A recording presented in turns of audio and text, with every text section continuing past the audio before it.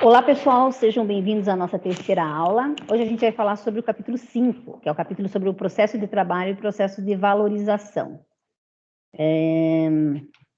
Então, qual que é o objetivo desse capítulo, né? O Marx está querendo apresentar esses dois conceitos, né? O que é processo de trabalho e o que é processo de valorização, ou o que dá no mesmo, né? Processo de produzir mais-valia.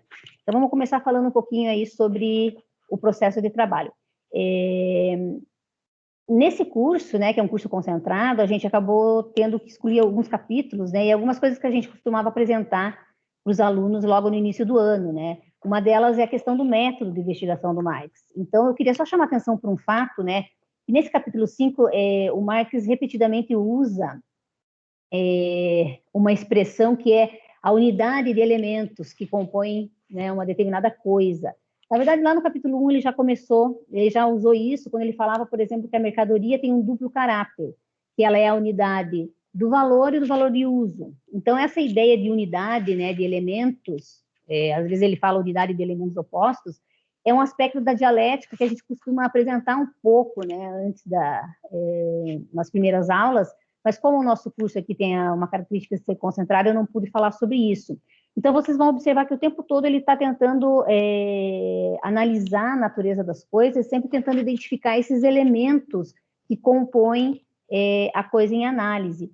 E nesse capítulo acontece muito isso. O Marx vai definir o processo de produção capitalista como sendo um processo entre o processo de trabalho, uma unidade entre o processo de trabalho e o processo de valorização. Então, a gente vai analisar esses dois elementos para entender exatamente o que é o processo de produção capitalista. Então, vamos falar um pouquinho do processo de trabalho e depois a gente entra no processo de valorização. O Marx define o processo de trabalho desse jeito aqui. Essa é uma citação que eu retirei de lá e eu esqueci de colocar a página, mas depois eu verifico para vocês. Ele diz assim: o processo de trabalho é a atividade orientada a um fim para produzir valores de uso. É a apropriação do natural para satisfazer necessidades humanas. É a condição universal do metabolismo entre homem e natureza. É a condição natural eterna da vida humana. E, portanto, independentemente de qualquer forma dessa vida, sendo antes igualmente comum a todas as formas sociais. Então, o processo de trabalho, na medida em que ele produz valores de uso, ele é comum a toda a formação social, a qualquer modo de produção. Então, todo modo de produção vai ter um processo de trabalho, né? O objeto de análise do Marx nesse capítulo é o processo de trabalho capitalista, né? Então, é por isso que a gente vai analisar isso com um pouco mais de detalhe. Mas, de qualquer modo, existem três elementos que sempre vão existir em qualquer processo de trabalho. E esses elementos são o próprio trabalho, né, ou o sujeito que executa o trabalho, os instrumentos que esse sujeito utiliza e o objeto sobre o qual ele age auxiliado por esses instrumentos. Então, a gente vai ter, de um lado, a força de trabalho, o que a gente chama de força de trabalho, e de outro, que a gente chama de meios de produção. E, dentro dos meios de produção, a gente pode distinguir dois elementos diferentes, os objetos de trabalho e os meios de trabalho. O Marx faz uma discussão nesse capítulo que é bem interessante sobre o próprio trabalho humano, a natureza do trabalho humano, né? O Marx vai dizer que o trabalho humano é uma atividade que media, regula e controla o seu metabolismo com a natureza. Então, o trabalho é sempre essa atividade humana que visa essa produção de coisas para satisfazer as necessidades humanas, né? Então, portanto, trabalhar é uma atividade vital do ser humano. Todo ser humano só pode sobreviver se ele trabalha, né? E a partir desse trabalho ele consegue adquirir os meios de vida para a sua sobrevivência.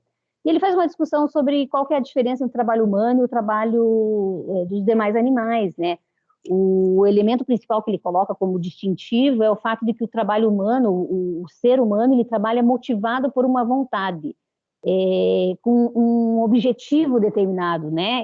O trabalho dele é orientado a um fim, como ele mesmo define no processo de trabalho. Então, essa orientação a um fim, que alguns marxistas acabam traduzindo pela palavra teleologia, né? A ideia de que o ser humano sempre trabalha planejando como esse trabalho vai ser realizado, sempre traçando um objetivo final a ser alcançado e entre ele e esse objetivo final, várias etapas vão sendo desenvolvidas e sempre sendo planejadas antes de serem realizadas. O que é diferente com a maior parte dos animais, ou poderia dizer com todos os outros animais, né? Porque eles trabalham bastante guiado pelo instinto biológico, né? Ainda que eles tenham algum grau de planejamento, né? Ou de percepção de que eles podem fazer etapas para atingir um determinado objetivo final, mas é sempre de forma muito rudimentar, né?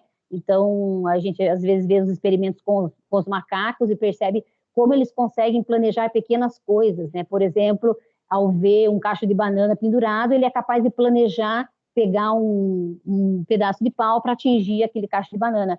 Mas o planejamento deles não vai muito além disso. Então, a gente poderia dizer que é um grau bastante rudimentar de planejamento. Ao contrário do ser humano, que está sempre orientando o trabalho dele a um fim, e, portanto, sempre planejando e mais, melhorando sempre a forma de fazer. Então, essa é uma característica distintiva do trabalho humano em relação aos demais animais. Então, os meios de produção, como eu disse, eles vão ser compostos pelos objetos de trabalho e pelos meios de trabalho. Os objetos de trabalho nada mais são do que o objeto sobre o qual o ser humano vai trabalhar para transformar em alguma coisa, né? Então, eles são, em geral, estão, em geral, disponíveis na natureza, né? Elementos que a natureza oferece, o petróleo, o minério, a madeira, enfim, diversos elementos que a natureza oferece que vão se transformar em matéria-prima na medida em que o ser humano vai lá e atua com o seu trabalho para transformar, para tornar esses elementos que a natureza nos oferece disponíveis para algum processo produtivo. Então, por exemplo, o petróleo vai ser extraído, vai ser refinado, vai ser transformado em combustível. O minério vai ser extraído, vai ser transformado em ferro disponível para ser usado numa construção, enfim. A madeira vai ser cortada, vai ser aplainada, vai ficar disponível para ser transformada num móvel, né? Então, na medida em que o ser humano atua com o seu trabalho sobre esses objetos da natureza, disponíveis, oferecidos pela natureza, então a gente tem o que a gente conhece de matérias-primas. Então, de modo geral, a gente pode dizer que os objetos de trabalho são as matérias-primas sobre as quais o trabalhador vai trabalhar dentro do processo produtivo. E os meios de trabalho? Então, meio, a palavra meio diz exatamente isso, é aquilo que é colocado entre o ser humano e o objeto de trabalho. Portanto, é colocado no meio entre o ser humano e o objeto de trabalho para que ele possa auxiliar na produção de uma determinada coisa. Então, os meios de trabalho a gente pode entender como sendo as máquinas, os instrumentos, as ferramentas, né? Eles sempre existiram em qualquer processo de trabalho, seja ele o processo de trabalho mais rudimentar possível. Por exemplo, se a gente pensar numa sociedade mais tradicional, né, ou dita primitiva, a gente poderia pegar a pedra como sendo um meio de trabalho.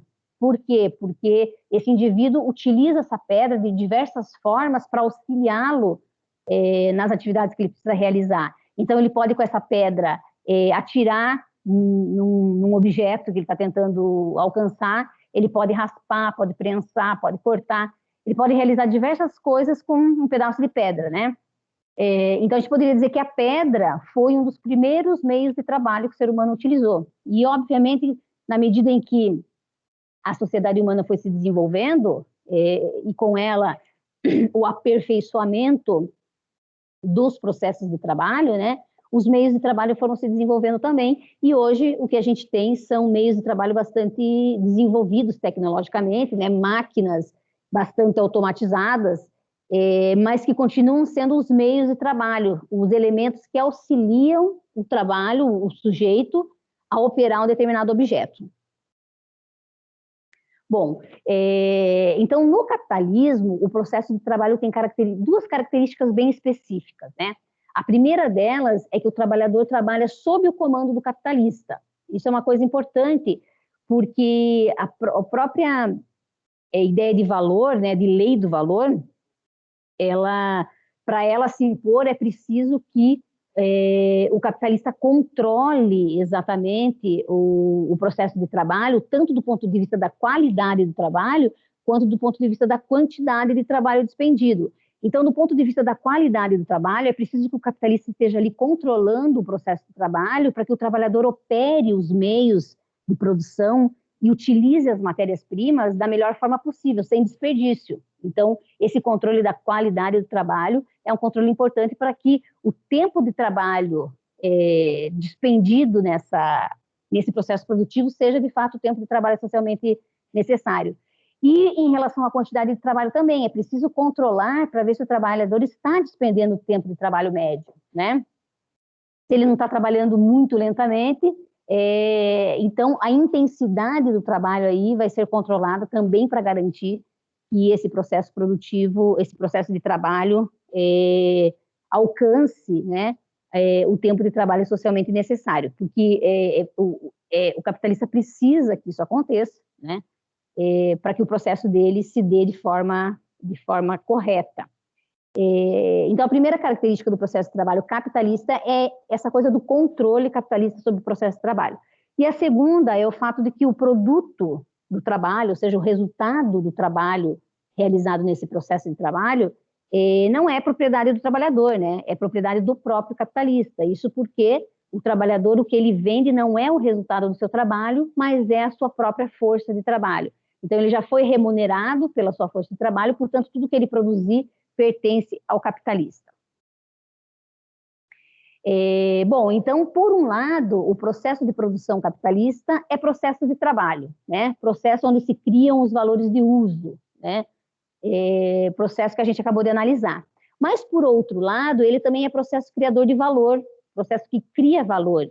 E essa criação de valor vai passar pela reprodução do valor da força de trabalho e vai se estender por um período tal que produz um valor a mais, que é aquilo que nós estudamos no capítulo 4, chamado mais-valia, né?